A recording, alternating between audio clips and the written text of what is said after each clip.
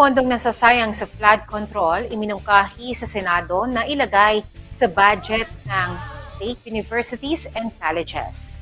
Nagbabala si Senator Bam Aquino sa posibleng 3.29 bilyong piso kakulangan sa budget para sa mga state universities and colleges o SUC sa taong 2026. Mariin niyang iminungkahi na ang mga pondong nasasayang dahil sa katiwalian sa mga proyekto para sa flood control ay gamitin para tugunan ng krisis na kinakaharap ng higher education.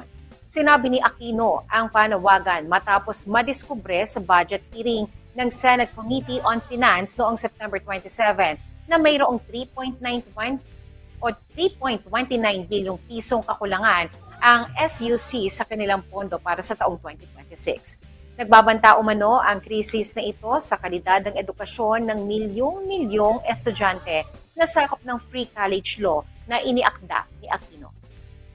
Sinabi na po namin itong flood control, kung tatanggalin natin, dapat pupunta sa edukasyon.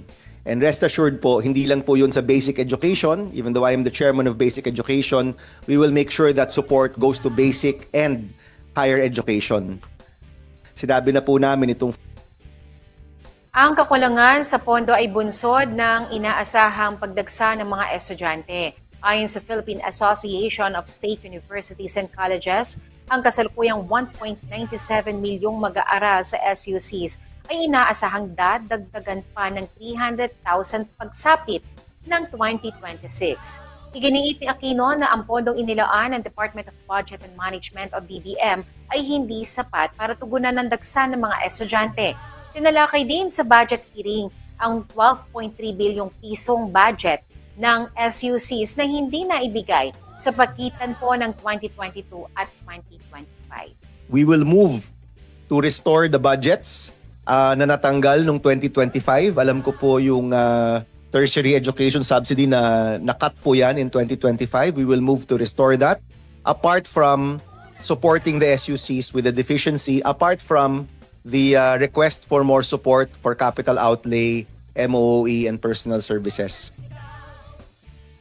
Ayon sa pagtaya ng Department of Finance of the UAF, nalugi ng halagang 42.3 bilyong piso hanggang 118.5 bilyong piso mula 2023 hanggang 2025 ang ekonomiya ng Pilipinas dahil sa mga ghost flood control project. Dahil dito, idiniin ni Aquino na hindi na dapat pagdebatihan pa ang pagprioridad sa kinabukasan ng mga estudyante kumpara sa paulit-ulit na issue ng korupsyon sa infrastruktura.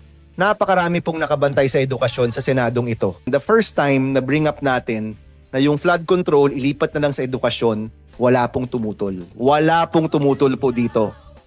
So we will do our best to make sure it's funded. We will do our best. But tulungan nyo rin po kami. We need the right data to make the right decisions. Sa kasalukuyan, 26.147 bilyong piso o 20% ng National Expenditure Program ang nakalaan para sa Free College Law sa 2026. Ang panawagan ni Aquino ay direktang hakbang upang gamitin ang bilyon-bilyong pisong na wala sa katiwalian para tuluyan ng mapunan ang malaking budget gap sa edukasyon.